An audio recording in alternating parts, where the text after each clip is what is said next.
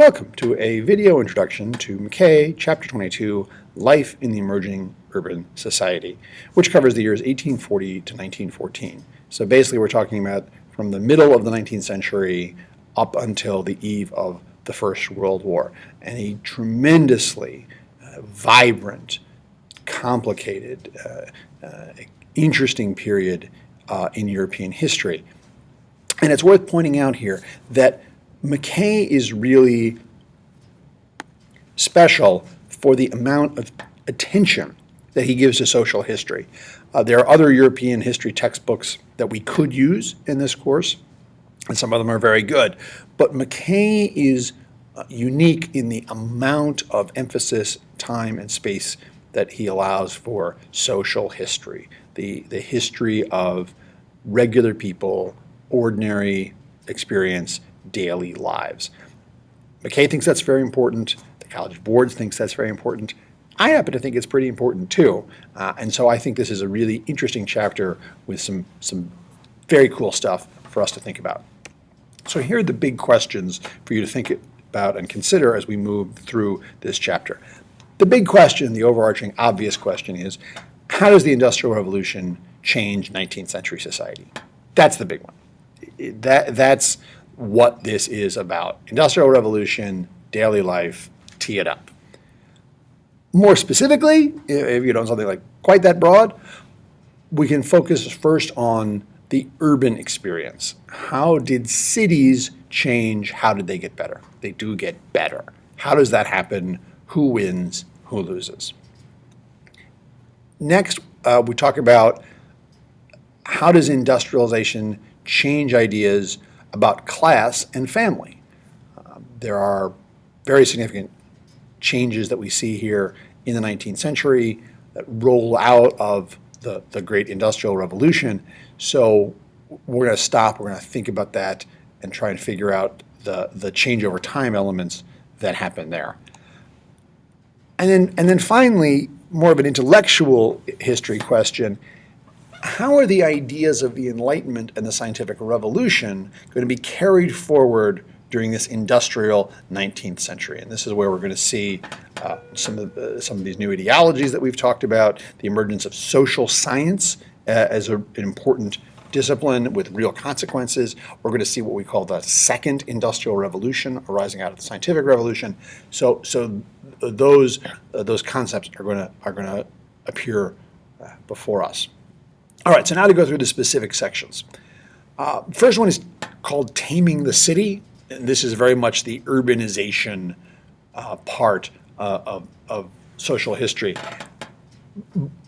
And the question here is, how does urban life change during the 19th century? Now, on the one hand, this is a story that you are probably generally familiar with of squalor and disease and the famous picture, which you probably saw in world history, about a court for King Cholera, maybe the most disgusting image you're going to see for the entire year. And so yes, there is all that. But the thing about this chapter is that this is where cities start to improve. It's not an accident that the section is called Taming the City. Europeans begin to figure out how to make these giant cities livable. How do you manage this many people, this much space, this much activity, this much human waste? How do we do that? They begin to figure out the answers, and as a result, cities become better. Your focus is on how that changes. In this section, you will there's a text box about modern sewage systems, which may not strike you as the most interesting, riveting topic, but they're incredibly important, and it's got some wonderful gross imagery in there for you to consider. I would not advise reading it before or immediately after a meal, but it is so important to this taming of the cities, and so I encourage you to pay close attention to it. Now, then we move into the class piece of this chapter, what McKay calls rich and poor and those in between. And the question he tees up here is, what does the emergence of urban industrial society mean for the new classes? The emphasis here is on classes, plural. We're not just talking about the middle class, and the working class. Because there are subtle and important gradations within those classes. There isn't just one working class. There isn't just one middle class. There isn't just one upper class. So this is where McKay really tries to get in there, and you spend some time learning about these different gradations and what these classes are. And there's this fabulous image, which I put here in miniature, but we will spend real time on, about life in a French apartment. And this image has so much depth and texture to it that it will really reward your attention. So be sure to look at that to be prepared for our discussion in class. Also in this section is a terrific breakout on women's fashion in the 19th century, as women's clothing becomes more and more important, more and more broadly distributed, and also begins to incorporate some terrific elements. Well worth your time. Then we move into the domestic history. How do families live? And the question McKay asks here is, how does urbanization affect family life and gender roles? Straight up, in the house, in the family, people's most intimate, most personal, and arguably, the most important things in their lives. So the kind of thing that McKay does really well, and which are a big part of our lives, obviously, up and through to today.